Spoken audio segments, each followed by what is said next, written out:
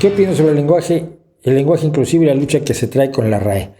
La RAE la hallo totalmente despreciable. El lenguaje inclusivo, lo vuelvo a decir, me parece un esfuerzo innecesario, absurdo y comodón.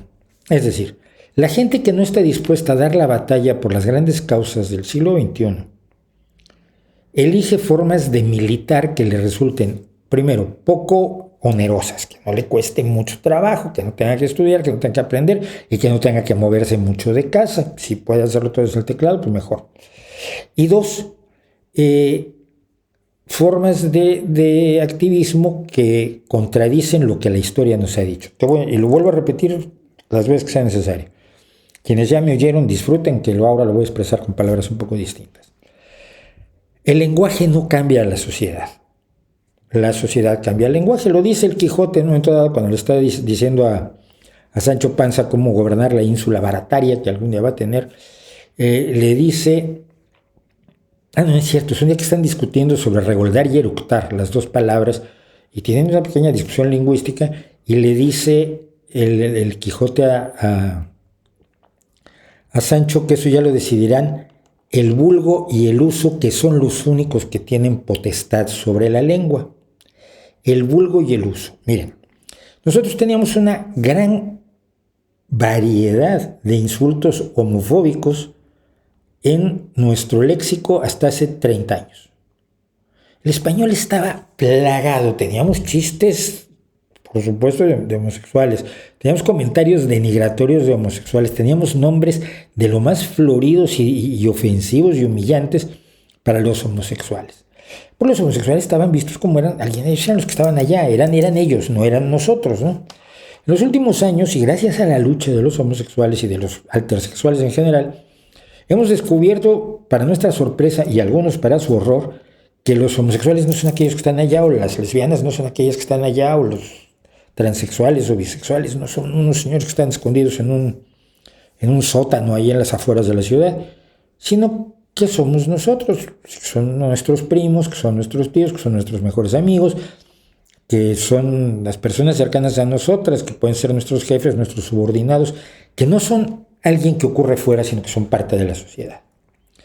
Y la dignidad con la que ha llevado su lucha el mundo intersexual en general, lo que llaman LGTB, Biriri, Barará, Tururún, Tantan Plus, que yo llamo heterosexuales para ahorrar sílabas sobre todo, lo que han hecho es que sea ilegítimo insultar a alguien por su presunta o posible homosexualidad, por lo menos en España.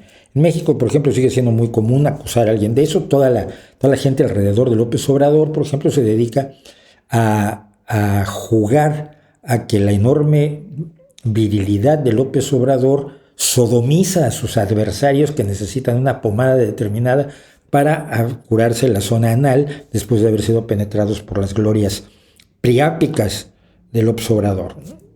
Es una forma de hablar que en España ya es totalmente inaceptable y en muchos otros países es totalmente inaceptable. ¿Por qué? No porque la sociedad cambió, porque nos dimos cuenta que los homosexuales eran parte de la sociedad, estaban más cerca de lo que creíamos, no eran ellos, eran nosotros, y además habían reclamado su dignidad y era necesario, es fundamental que les reconociera todo el mundo su dignidad y que todos peleáramos por la dignidad de los heterosexuales, porque no es una pelea solo de ellos, una sociedad sana y progresista es una sociedad que no puede dejar fuera a ninguno. Entonces hay que pelear por todos los que la gente que otros quieren dejar fuera, sean mujeres, sean personas de otras etnias, sean personas de diferentes visiones sexuales o genéricas, etcétera, etcétera.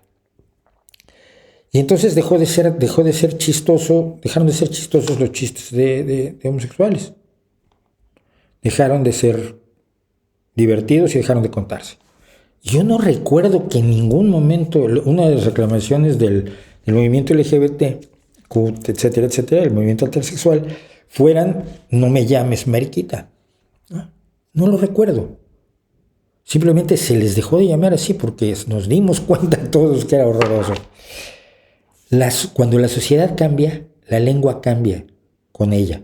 La lengua no es sino una expresión de todo lo que es una sociedad, de su forma de vida, de su cosmovisión, de sus vicios, de sus virtudes, de sus prejuicios, de sus anhelos.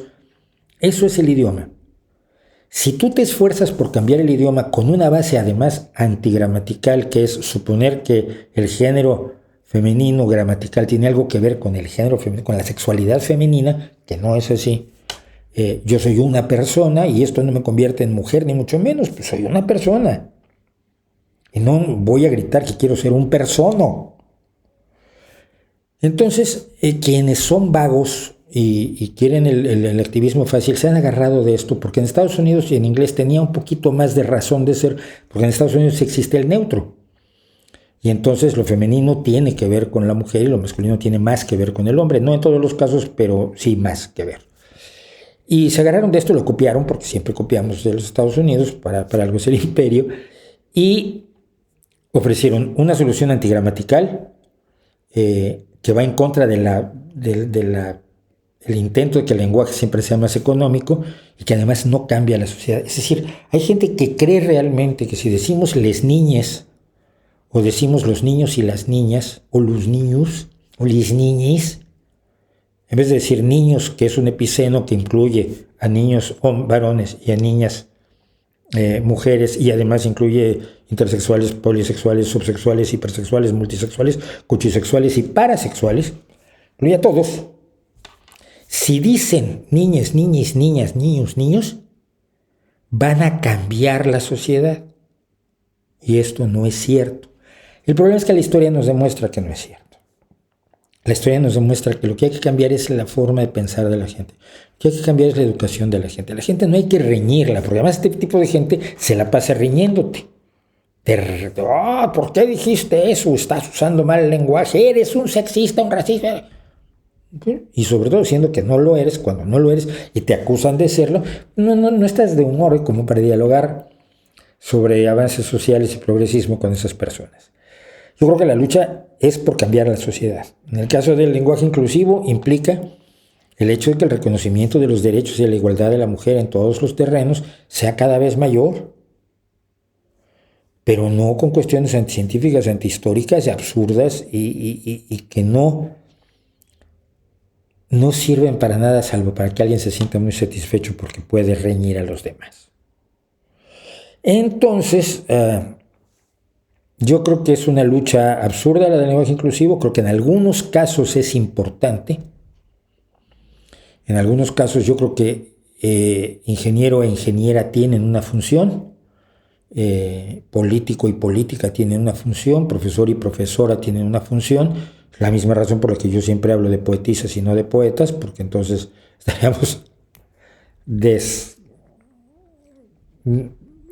precisamente rompiendo esa idea de que puedes identificar a la gente en su profesión, y es digno que se identifique a la gente con su profesión, y se olvide aquella burrada que tenía la RAE, que alcaldesa era la esposa del alcalde, que todavía lo decía hasta hace muy pocas ediciones, que era una barbaridad, ¿no? Yo que he vivido con alcaldesas, dos buenísimas y una terrible de la ultraderecha aquí en Gijón, pues me doy cuenta que alcaldesa no es la esposa del alcalde y alcalde no es el esposo de la alcaldesa, por supuesto. Entonces, esa es mi visión. Creo que es una pérdida de tiempo, creo que es absurdo, tampoco es el fin del mundo, tampoco hay que ponerse como Vox, piden el lenguaje inclusivo y se dan de latigazos que les gustan muchísimo. No, simplemente digo, no estoy de acuerdo por tales y cuales razones, y creo que hay cosas más importantes que hacer en la lucha femenina. Con lo cual ya me metí en otro lío, gracias, sí.